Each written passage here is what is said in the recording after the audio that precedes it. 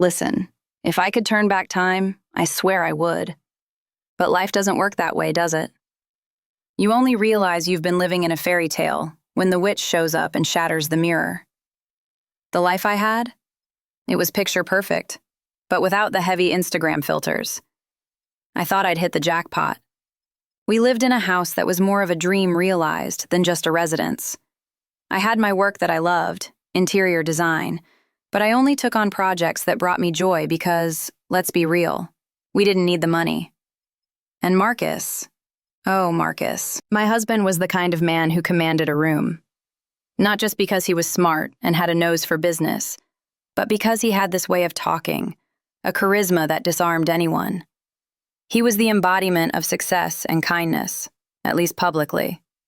He always said we needed to give back to the community. And he did give back, or at least it seemed that way. Marcus was always involved in high-profile charity projects, the kind that made headlines. He was my safe harbor, my best friend, my partner in everything. I trusted him with my life, with my soul. I thought our marriage was bulletproof, built on 20 years of laughter, plans, and yes, plenty of financial comfort.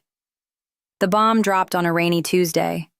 It wasn't a strange perfume scent, not lipstick on his collar, not even a suspicious hotel charge. It was a cell phone. An old burner phone he kept in a secret pocket of his golf bag. I'd gone to put away his clubs because the housekeeper had forgotten to clean the bag, and I felt something hard in the lining. I thought it was a forgotten key. When I pulled it out, it was the phone, and it was vibrating. Vibrating non-stop, with one message after another. My heart, y'all, my heart turned to ice. I didn't even need to unlock it. The name on the screen was just a pet name, something like Light of My Life. But the photo? The profile picture was of a woman I'd seen before. A young woman with brown hair pulled back, smiling with a smile that seemed pure and innocent. I felt a chill in my stomach that made me want to throw up the rage, the fear, and the disbelief. I went to the office, closed the door, and unlocked that hell. No password. He was so confident I'd never look there that he didn't even bother. When I read the messages, y'all, the ground disappeared. They weren't just, miss you, and I love you. They were life plans, future plans, about how they'd be happy when the situation was resolved. And the situation was me. Her name was Claire. Claire was the mistress. But the greater tragedy, what made me fall to my knees and cry in a way I'd never cried in my life, was the context of the betrayal. Marcus wasn't paying for an apartment for her or taking her to expensive secret dinners. He was using his charity work as a cover. Claire was the coordinator of a project Marcus funded, The Haven. The Haven was a shelter for women at risk, victims of domestic violence who needed to restart their lives. And it wasn't just any project. Claire had dedicated the last 3 years of her life to this work. She had fought for every brick, every donated sheet, every piece of paperwork at City Hall. Marcus was the patron, the pretty face that guaranteed donations from major donors. But Claire was the soul, the beating heart of that place. The messages I read weren't just about sex or hookups. They were about her anxiety for the grand opening, about how Marcus was the angel who helped her realize her dream of protecting other women. She talked about him like he was a saint. And I understood everything. He'd hooked her through her passion for the project. He presented himself as the savior, the good-hearted man who was there to support her unconditionally. And in the midst of the altruism, he seduced her. The rage I felt wasn't just about the marital betrayal, which was already horrible. It was about the hypocrisy, the filth he was throwing on top of something sacred. He was using the misery and need of vulnerable women to feed his ego and his affair. I spent the entire night with the phone in my hand, looking at photos of Claire on the Haven's website. She didn't look like a homewrecker. She looked exactly like what she was, a woman passionate about the cause. She was a victim of Marcus's charm and manipulation, just like I'd been for 20 years. But then came the cruelest part of the story, the part that made me want to scream for the universe to stop spinning. The Haven was going to open next Friday, 5 days away. And it wasn't just any opening. It was the event of the year in our city. The mayor would be there, city council members, the press, and all the major donors who would guarantee the shelter's sustainability for years to come. If I made noise now, I wouldn't just end the marriage. I'd end Marcus's career. That I wanted. But I'd also destroy the haven. Think about it. Marcus was the main sponsor. His name was on every plaque. If I exposed him as a cheater and manipulator who used charity as a smokescreen for infidelity, the scandal would be so huge that he'd sink. And when he sank, he'd drag down the credibility of everything he touched. Donors would immediately distance themselves. Who would want to associate their name with a project tainted by betrayal and lies? Claire, who was the coordinator, would be dragged into the scandal's mud. The Haven, which was ready to open its doors to dozens of women, would be shut down before receiving its first resident. I found myself trapped in a moral dilemma I never imagined. To save my dignity, to bring the truth to light and make Marcus pay publicly for what he did, I would have to destroy an innocent woman's dream, and worse, condemn dozens of women who were counting on that roof to the streets. I could have simply asked for a divorce, could have grabbed the phone, thrown it in his face, and sent him away, keeping the secret to protect the shelter. But y'all, the rage was a hot, hungry beast inside me. 20 years of lies, 20 years of fidelity thrown in the trash, and his arrogance in using kindness as a weapon. He had to pay in the same currency he used to shine, publicly, in front of everyone he'd deceived. I had to choose. Be the silent martyr, the betrayed wife who stays quiet to protect charity, or be the destroyer, the woman who, in pursuit of personal justice, brings the roof down on the heads of the most vulnerable. And I chose revenge. I chose truth.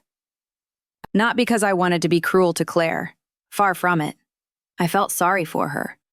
But Marcus needed to understand that his actions had devastating consequences. And if the price of exposing him was the end of the Haven, so be it. The fault wouldn't be mine.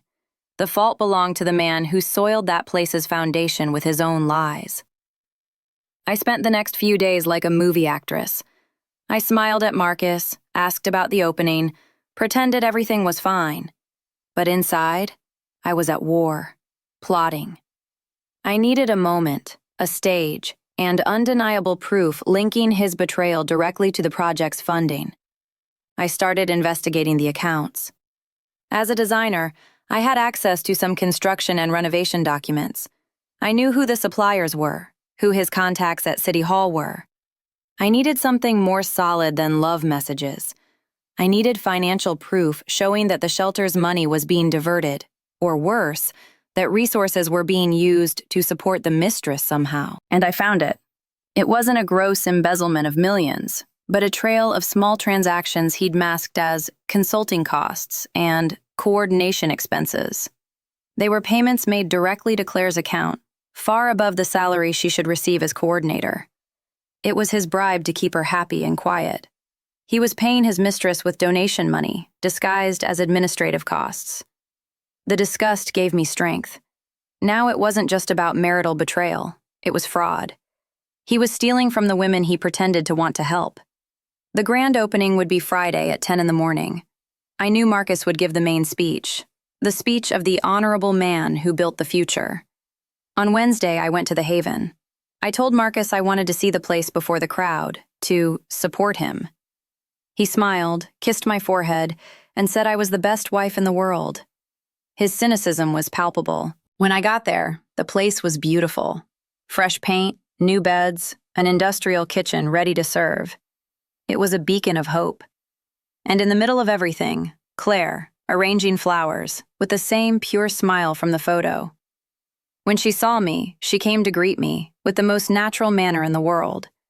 She knew me by sight as the great patron's wife. "Mrs. Lucia, so glad you came. Marcus has talked so much about your support. This project is our life," she said, her eyes shining with pride. I shook her hand and had to use all my strength not to scream. Her touch was light, innocent. She really believed in this. She really believed in Marcus. "It's wonderful work, Claire," I managed to say, my voice slightly choked. In that moment, looking at her face, at the brightness of that place she'd built with so much sacrifice, doubt hit me like lightning. Would I have the courage to destroy all this? Would I have the courage to burn the bridge and watch that smile disappear forever? Yes, I did. Because destruction was the only path to truth. And if the truth was ugly, the fault belonged to whoever hid it. I couldn't just let Marcus get away with it, using Claire and the shelter's women as shields. I went home that night knowing I'd be the villain of the story, the bitter woman who destroyed Charity for personal revenge. But I didn't care. He was going down, and I was going to make sure the fall was spectacular. I prepared the documents, printed the proof of fraud and the messages, put everything in a manila envelope and hid it in my purse. On Thursday, the eve of the opening, I told Marcus I'd be in the front row, proud of him. He kissed me, called me love, and went to sleep peacefully, not knowing he was sleeping next to his own executioner. I spent the night awake, going over the plan. I needed the microphone. I needed the right audience. I needed Claire to be nearby to see the moment when her world crumbled and mine would be rebuilt. Friday arrived with strong sun, a perfect day for an opening, a perfect day for a funeral. I wore my best suit, put on sunglasses to hide the exhaustion and determination in my eyes, and drove to the Haven with the envelope of evidence clutched in my hand. I knew the price would be high. I knew many people would suffer. But I couldn't live in the lie anymore. I was going to expose the wolf, even if it meant tearing down the wall the innocent lamb had built. And I was ready to be the woman everyone would hate. The show was about to begin. Friday felt like it had come out of a horror movie, only with sunlight. I arrived at the Haven, and the parking lot was already packed with luxury cars. All that shine, all that pomp, was the celebration of Marcus's lie. I saw the stage set up, with a huge banner saying, "The Haven, a new beginning." And his name, Marcus, was there, in huge letters, as the great benefactor. I could barely breathe. Each step I took toward the seating area felt like walking to the gallows. But I wasn't going to be executed. I was going to execute. I sat in the front row, exactly as I'd promised. I could feel the weight of the manila envelope in my purse, like a brick of dynamite. I looked around. The press was there, with giant cameras. The donors, all in expensive suits, smiling and greeting each other. And there she was, Claire. She was near the side of the stage, supervising the final details. She wore a simple but elegant dress, and her eyes shone with happiness. It was the culmination of years of hard work, and she was radiant. Seeing that pure joy was what made everything so nauseating and so necessary. I wasn't destroying a homewrecker. I was destroying a dreamer. But her dream was being paid for with my humiliation and my husband's lies. The preliminaries began. The church choir sang. The mayor gave a boring speech about the importance of family and community. And then, the moment came. The master of ceremonies, a famous radio host, took the stage with that toothpaste commercial smile. And now, the man who made this dream possible, our patron, our friend, Mr. Marcus. The audience gave a standing ovation. Marcus took the stage, impeccable in his light gray suit. He looked like a Greek god, the man of unwavering integrity. He kissed the microphone, adjusted his tie, and looked directly at me in the front row. He gave me a smile that said, "See, we won. We're the best." That smile, y'all, was the trigger. He began speaking with that deep, melodious voice that always calmed me. Friends, donors, community partners. Today isn't just an opening day. It's a day of hope. It's proof that when we unite for the right cause, we can build walls of protection and roofs of opportunity. He talked about ethics, about transparency, about how his family, me, supported him in every step. I felt my blood boil. This was the moment. If I waited one more second, I'd chicken out. I stood up from my chair. I didn't shout. I just walked, determined, passing people in the front row who looked at me confused. Marcus saw me. His smile froze. He stopped talking mid-sentence about integrity. "Lucia, what's happening, honey?" he asked, his voice low, but the microphone caught the confusion. I climbed the 3 steps to the stage. The audience was silent. That heavy silence that precedes tragedy. I walked up to him, keeping my gaze steady. "I'm not your honey, Marcus," I said, taking the microphone from his hand with strength I didn't know I had. He tried to interrupt me, but I was faster. "I'm the wife you betrayed for years, using this charity project as a cover." A chorus of murmurs exploded in the audience. The cameras started flashing frantically. Marcus tried to grab the microphone back, but I moved away. "Shut up!" My voice came out firm, cutting. "You're going to listen to me now, in front of everyone you deceived." I took a deep breath and faced the crowd. I knew my reputation was crumbling there, but the truth was more important. "You're all here to celebrate this man's goodness, but the truth is, he didn't build this shelter out of altruism. He built it to seduce the coordinator, to use her and to feel like a savior." I looked for Claire in the crowd. She was pale, hands covering her mouth, eyes wide, fixed on me. "The coordinator of this project, Claire, who dedicated her life to this, is his mistress." Chaos erupted. Screams, people standing up, reporters running to the front of the stage. Marcus was red-faced, trying to pull me out of the camera's focus. "Lucia, stop this. You're crazy. This is a breakdown," he shouted, but I pushed him away. "Breakdown? The breakdown is your hypocrisy, Marcus." I pulled the burner phone from my purse. "This is his secret phone, the betrayal phone. Light of my life," I said, reading the pet name he used. I opened one of the most incriminating messages and read it aloud, without trembling. "Can't wait for the opening to pass so we can finally go to our place, Claire. You deserve everything. Forget Lucia. Our future starts Monday." The silence returned, but it was a silence of total shock. I threw the phone on the ground, where it slid across the stage. The marital betrayal, I'll handle in divorce court. But what he did here is much worse. He didn't just steal 20 years of my life. He stole from you, donors, and from the women he claimed to protect. I pulled the manila envelope from my purse. "Marcus used your donation money to pay his mistress. He disguised extra payments to Claire as consulting costs and coordination expenses. He was bribing her silence, and her love, with money that should have gone to sheets and food for these women." I threw the documents in the air. The printed copies of transfers and fake invoices floated over the heads of the audience and the important donors. "This is fraud. He's not a patron. He's a thief who uses others' misery to feed his own ego and his own lust." What happened next was an avalanche. Marcus lunged at me, desperate. He tried to cover my mouth, but I pushed him away with a shove that came from my soul. The event security came running, but the confusion was widespread. I looked down to the edge of the stage, where Claire was standing. She no longer had her hands over her mouth. She was crying, but it wasn't just sadness. It was the pain of discovery, the pain of seeing that her angel was actually a demon. Her dream, that beautiful shelter, was being dismantled before her eyes, and the fault lay with the man she loved. I didn't feel satisfaction seeing her suffer. I felt a pang of pity, but also the cold certainty that she needed this truth to save herself from the wolf. The reporters were already shouting questions. The longtime donors, Marcus's friends, were backing away from him, shocked. The mayor was being rushed away. I handed the microphone to a reporter who was closest. "The evidence is with the press.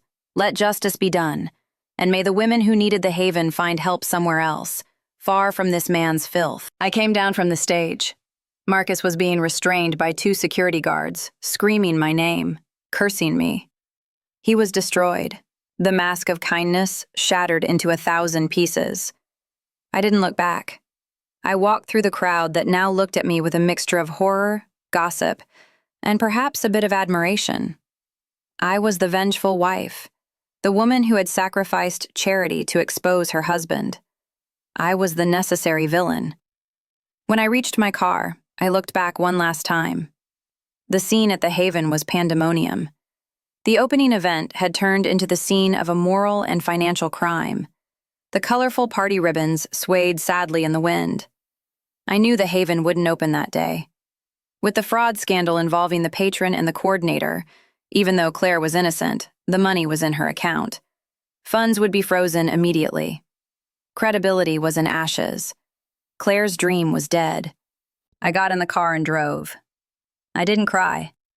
I was empty, but the rage had gone, replaced by a deep and liberating exhaustion.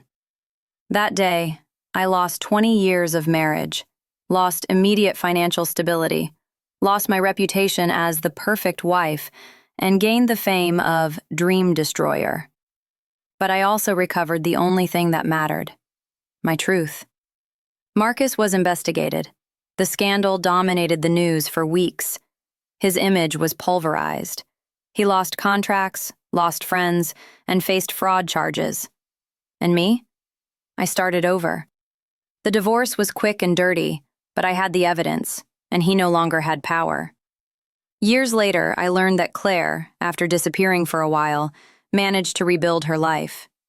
She couldn't reopen the Haven, but she used the experience, and the pain, to found a transparency consulting firm for nonprofits. She learned the lesson the hard way. Goodwill needs to be protected by rigorous oversight. And she became an activist against corruption in charity. I never sought her out again. There was nothing to say.